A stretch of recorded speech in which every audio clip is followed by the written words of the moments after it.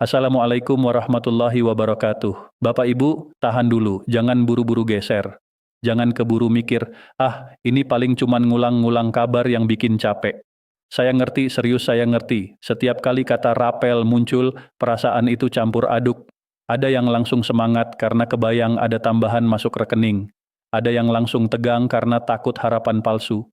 Ada juga yang sudah keburu apatis. Sudahlah, paling ujungnya kita disuruh sabar lagi. Tapi justru karena itulah pembahasan ini penting, biar kita nggak jadi korban emosi sendiri, biar kita nggak jadi korban informasi yang dipelintir.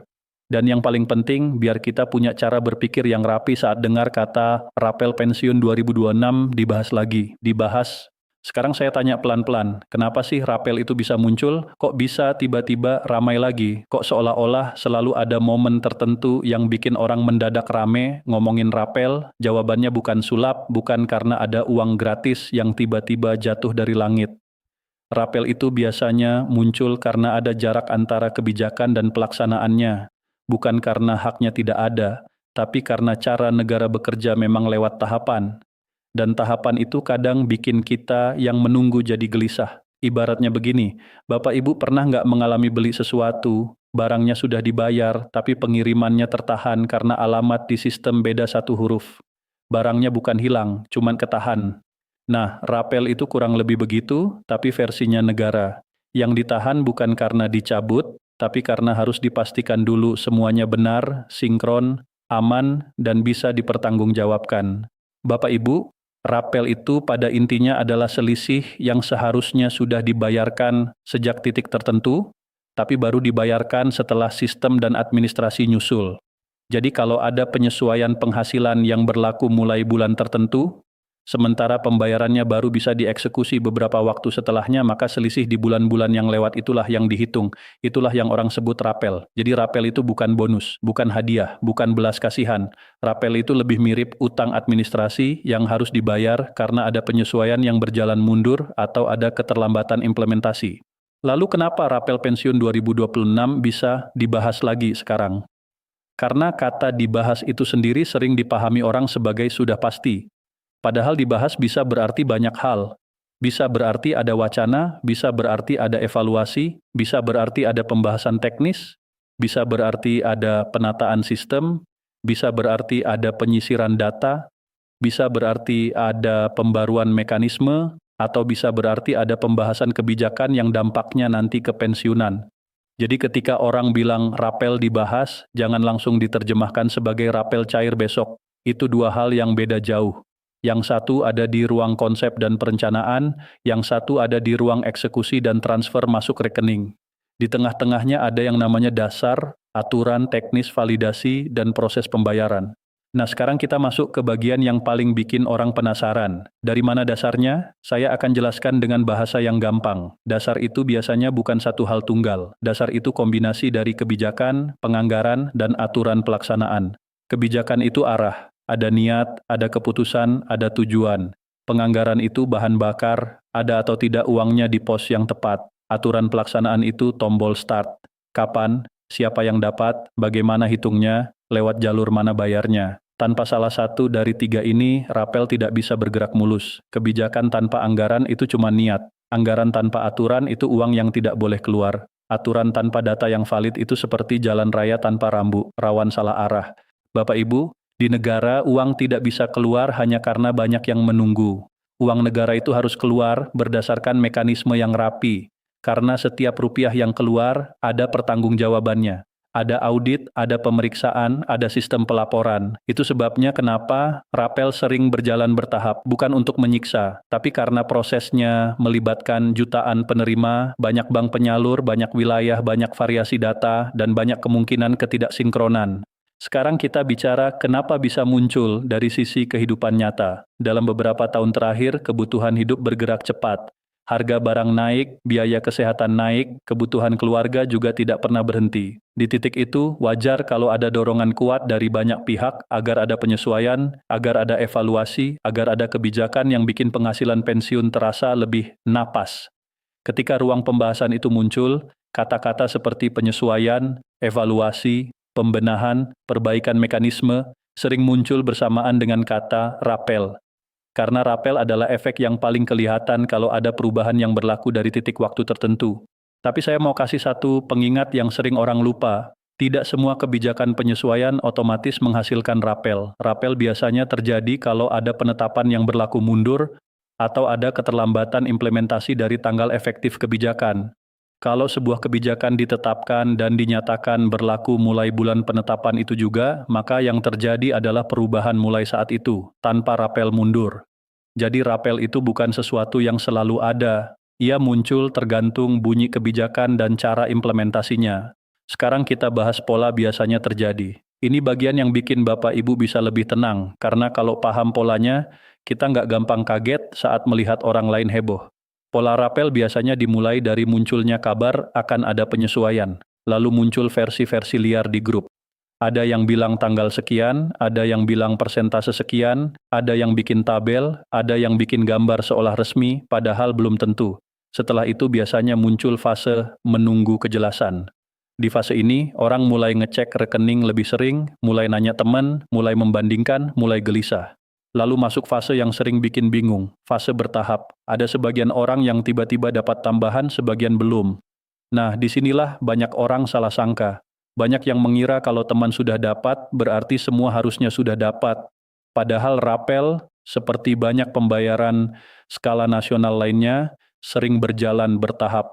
Kenapa bertahap? Karena ada proses pengiriman data, ada proses eksekusi di bank, ada perbedaan jam sistem, ada perbedaan kesiapan kantor bayar, ada perbedaan status verifikasi, ada rekening yang aktif, ada rekening yang dorman, ada data yang bersih, ada data yang butuh pembaruan.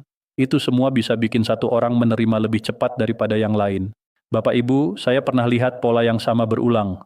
Begitu ada yang lebih dulu masuk, yang lain panik. Padahal panik itu sering bikin dua hal buruk. Pertama, panik bikin orang gampang percaya informasi palsu. Kedua, panik bikin orang gampang tergoda jalan pintas yang ujungnya penipuan. Dan ini saya bilang tegas, rapel yang sah tidak butuh calo, tidak butuh biaya percepatan, tidak butuh transfer administrasi, tidak butuh kirim OTP, tidak butuh kirim PIN.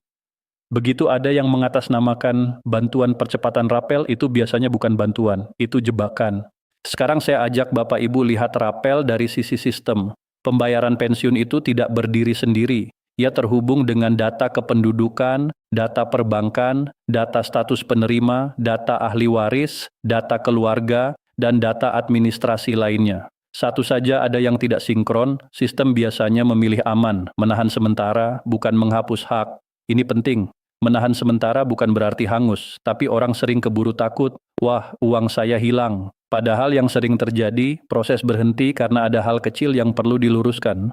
Contoh kecil yang dampaknya besar, nama di rekening pakai singkatan, sementara nama di dokumen pensiun lengkap. Atau ada satu huruf beda karena ejaan lama dan ejaan baru.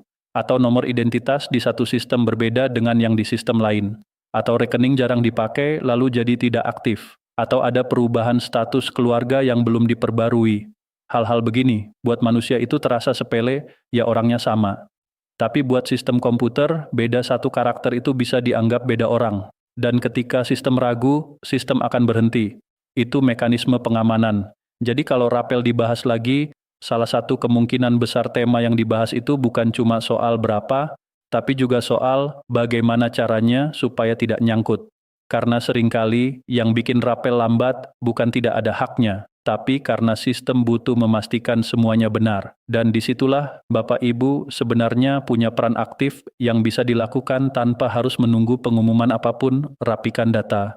Saya tahu kata rapikan data terdengar seperti PR tambahan, tapi saya jelaskan secara praktis, bukan yang bikin pusing. Pertama, pastikan rekening yang dipakai untuk menerima pensiun aktif dan masih bisa menerima transaksi. Cara paling sederhana, lakukan transaksi kecil. Kedua, pastikan nama di rekening sesuai dengan identitas yang dipakai dalam administrasi pensiun. Kalau ada perbedaan yang mencolok, pikirkan langkah pembetulan lewat jalur resmi. Ketiga, pastikan nomor telepon yang terdaftar masih aktif, karena banyak pemberitahuan sekarang bergantung pada kontak yang valid. Keempat, simpan dokumen penting rapi, identitas, kartu yang terkait pensiun, buku rekening, dan dokumen keluarga kalau diperlukan. Ini bukan untuk bikin ribet, tapi untuk mempercepat saat ada verifikasi. Sekarang kita masuk ke pertanyaan yang sering muncul. Kalau rapel terjadi, polanya biasanya bagaimana dihitung? Saya jelaskan dengan bahasa yang manusiawi. Nilai rapel tiap orang hampir pasti berbeda. Kenapa? Karena dasar perhitungannya berbeda. Ada yang golongan terakhirnya beda, ada yang masa kerjanya beda, ada yang status keluarganya beda, ada yang punya tanggungan berbeda, dan banyak faktor lain yang memengaruhi penghasilan pensiun bulanan. Jadi ketika rapel adalah selisih dari perubahan tertentu, maka selisih itu juga mengikuti dasar masing-masing. Makanya jangan bandingkan mentah-mentah dengan tetangga. Kalau ada beda, itu tidak otomatis berarti ada yang dimainin. Bisa jadi memang rumusnya menghasilkan beda karena variabelnya beda. Bahkan dua orang yang terlihat sama-sama golongan ini bisa tetap beda, karena satu bisa punya masa kerja lebih panjang, satu punya komponen keluarga yang berbeda, satu pensiun di waktu yang berbeda dengan basis perhitungan yang berbeda. Jadi kalau nanti rapel benar-benar berjalan dan Bapak Ibu melihat nominal berbeda, langkah pertama yang sehat itu bukan marah, tapi pahami dulu variabelnya. Baru kalau merasa ada yang janggal, gunakan jalur resmi untuk klarifikasi. Jangan jadikan media sosial sebagai tempat menumpuk emosi tanpa data. Sekarang saya bahas bagian yang lebih dalam. Kenapa pembahasan rapel sering muncul di momen tertentu? Biasanya karena ada siklus administrasi. Ada fase awal tahun ketika banyak penyesuaian, ada fase menjelang momen besar ketika kebutuhan masyarakat meningkat, ada fase evaluasi ketika data fiskal dan perencanaan berjalan, dan ada fase pelaksanaan ketika regulasi pelaksanaan sudah siap. Nah, ketika orang mendengar dibahas lagi, bisa jadi itu fase di mana sistem sedang menyusun langkah pelaksanaan atau sedang menyelaraskan data atau sedang merapikan prosedur. Namun sekali lagi dibahas tidak sama dengan langsung cair. Saya ingin Bapak Ibu punya satu kebiasaan baru yang sederhana. Setiap kali dengar kabar rapel, tanyakan 3 pertanyaan ini di kepala. 1. Apakah ini sudah masuk ranah pelaksanaan atau masih ranah wacana? 2. Kalau ini pelaksanaan, jalurnya lewat apa dan apa saja syarat datanya? 3. Apakah ada hal di data saya yang bisa menghambat? 3 pertanyaan ini saja bisa menyelamatkan Bapak Ibu dari banyak stres yang tidak perlu. Sekarang saya mau ngomong soal dasar dengan cara yang menenangkan. Kadang orang mencari dasar itu seperti mencari satu kalimat sakti yang bisa dijadikan pegangan. Padahal dasar itu bisa berupa rangkaian keputusan dan tahapan. Ada keputusan kebijakan, ada ruang anggaran, lalu ada aturan pelaksanaan. Jadi kalau Bapak Ibu belum melihat tombol start berupa aturan pelaksanaan yang jelas, wajar kalau pelaksanaan belum bergerak penuh. Dan ini bukan berarti harapan harus mati. Harapan boleh ada. Tapi harapan yang sehat itu berdiri di atas pemahaman proses, bukan di atas rumor. Dan sekarang kita bicara soal rumor, karena ini penting sekali. Saat rapel jadi pembahasan, biasanya penipuan juga ikut naik panggung. Kenapa? Karena penipu itu pintar membaca emosi. Mereka menunggu momen ketika orang berharap dan cemas di waktu yang sama. Di momen itu, orang gampang tergoda kalimat-kalimat seperti daftar ulang biar tidak hangus, klik link ini untuk verifikasi, bayar biaya administrasi, kirimi OTP agar dana cepat masuk. Ini pola lama yang selalu diulang dengan bungkus baru. Kalau Bapak Ibu ingat satu hal saja, ingat ini, data sensitif itu seperti kunci rumah, jangan dibagikan. OTP itu seperti kunci sekali pakai yang kalau jatuh ke orang lain, orang itu bisa masuk ke rekening. Jadi tidak peduli seberapa meyakinkan bahasanya. Kalau Bapak Ibu merasa ragu, langkah paling aman itu selalu sama, berhenti sebentar, tarik napas, jangan reaktif, cek lewat jalur yang benar, lebih baik telat percaya daripada cepat tertipu, lebih baik menunggu kepastian daripada mengejar jalan pintas yang ujungnya hilang semua. Sekarang kita masuk ke bagaimana polanya biasanya terjadi dari sisi waktu, tapi saya akan bicara secara umum, bukan menempel pada tanggal-tanggal yang bikin orang salah paham. Pola waktu rapel biasanya punya 3 fase. Fase pertama adalah fase informasi. Kabar beredar, orang ramai. Fase kedua, fase kesiapan. Data dipastikan, sistem menyiapkan jalur pembayaran, aturan teknis biasanya muncul di fase ini. Fase ketiga, fase eksekusi. Pembayaran bergerak, biasanya bertahap, dan ada masa transisi ketika sebagian sudah masuk, sebagian belum. Di fase eksekusi ini ada satu jebakan psikologis yang sering bikin Bapak Ibu sakit hati membandingkan. Saya bilang jujur, membandingkan itu manusiawi.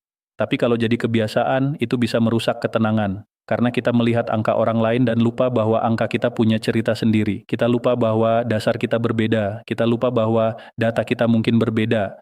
Kita lupa bahwa bank penyalur bisa beda. Kita lupa bahwa proses bisa beda. Jadi saya ajak Bapak Ibu, kalau nanti ada fase eksekusi, fokus dulu pada 3 hal tadi, status penerima, kesesuaian data, dan rekening aktif. Kalau 3 ini aman, biasanya hanya soal waktu. Saya juga ingin sentuh satu hal yang sering bikin orang salah mengerti. Rapel itu bukan tambahan rutin. Rapel itu sifatnya kejadian karena ada selisih yang menumpuk. Jadi ketika rapel cair, jangan langsung membangun pola pengeluaran yang menganggap rapel akan datang terus. Rapel bukan gaji bulanan tambahan selamanya. Rapel itu seperti pembayaran selisih yang menutup masa yang tertunda. Karena itu, kalau suatu saat rapel masuk, cara terbaik memanfaatkan bukan untuk pamer, bukan untuk mengejar gengsi, tapi untuk memperkuat ketahanan rumah tangga, untuk kesehatan, untuk kebutuhan pokok, untuk melunasi hal yang mendesak, untuk cadangan darurat. Ini penting, karena banyak orang menerima dana lumayan, lalu habis cepat karena euforia, lalu kembali gelisah. Bapak Ibu, saya tidak menggurui, saya cuma ingin Bapak Ibu selamat. Karena masa pensiun itu harusnya jadi fase tenang, bukan fase jadi target empuk informasi liar. Dan ini juga penting, kalau Bapak Ibu punya keluarga yang lebih muda, libatkan mereka dengan cara yang tepat, bukan untuk mengambil alih hak, tapi untuk membantu memeriksa informasi resmi, membantu memastikan rekening aktif, membantu memastikan dokumen rapi. Banyak kasus orang tua tertipu bukan karena serakah, tapi karena percaya pada kalimat yang terdengar resmi. Maka dukungan keluarga itu penting. Sekarang saya kembali ke inti judul, Rapel Pensiun 2026, dibahas lagi kenapa bisa muncul, dari mana dasarnya, dan bagaimana polanya biasanya terjadi. Kalau saya ringkas pelan-pelan, rapel bisa muncul karena ada selisih dari penyesuaian dan implementasi yang tidak selalu serentak. Dasarnya ada pada proses kebijakan, anggaran, dan aturan pelaksanaan yang membuat uang bisa dibayar secara sah.